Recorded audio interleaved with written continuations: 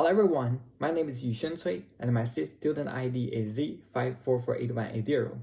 Welcome to my presentation on the gravity and orbit simulation experiment.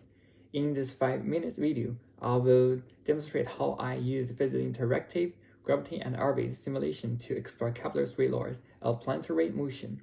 I will start by briefly explaining Kepler's law, and then share the result from my experiment tasks, including planet-moon's interactions, measuring distance, orbital periods at different distance, planetary orbital speed, and finally, my reflection on experiments. Before diving into the experiment, let's quickly review Kepler's law. First law, each planet's orbit around the Sun is elliptical, with the Sun situated at one focus of the ellipse. Second law, an imaginary line drawn from a planet to the Sun sweeps out equal areas during equal intervals of time. This means planets move faster when closer to the Sun and slower when farther away. Third law, the square of the planet's orbital period is proportionally to the cube of its semi-major axis. Simply put, planets farther from the Sun have longer orbital period. Now, let's discuss the detailed result from the experiments.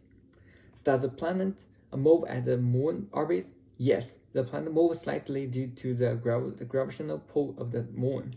Both bodies orbit the shared center of mass, causing the visible warp in the planet's motion. Where are the centers of mass in question 1, 4, and 7? In question 1, the center of mass lies near the center of the Sun due to its large mass. In question 4, changing the planet's mass has little effect on the center of mass. In question 7, lowering the starry mass shifts the center of the mass slightly, though it still lies closer to the star. How is this different from the planet-moon system? In the planet-moon case, the masses are closer inside, so the bicenter lies outside the center of the planet. This makes the planet's movement more visible compared to the nearly stationary Sun in the previous cases. Using the simulation measure tools, I determined that each grid square represented approximately 0.5 astronomical units. Therefore, 2 grid squares roughly equal 1 AU. About the distance from Earth to the Sun, this provides the standard scale for exploring orbital radio in later tasks. I tested 4 different orbit distances and recorded their orbital periods. First, distance 1.25 AU, orbital period 530 days. Second, distance 1.5 AU, orbital period 755 days. Is about 2.1 years. Thirdly, distance 1.75 AU, orbital period 823 days. Last, distance 2 AU, orbital period 1033 days. The data clearly show that as orbital distance increases, the orbital period lengthens. This analysis perfect with Kepler's third laws. Question 15. Planetary orbital speed analysis. In our solar system, Mercury orbits the Sun at the fastest speed, while Neptune orbits at the slowest. This occurred because Mercury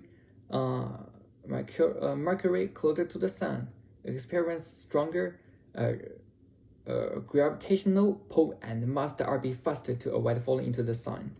Neptune, much farther away, experiences weaker gravitational attraction and thus moves much slower in its orbit. The simulation experiment vivid illustrated planetary motion. Allow me to visually confirm Kepler's law.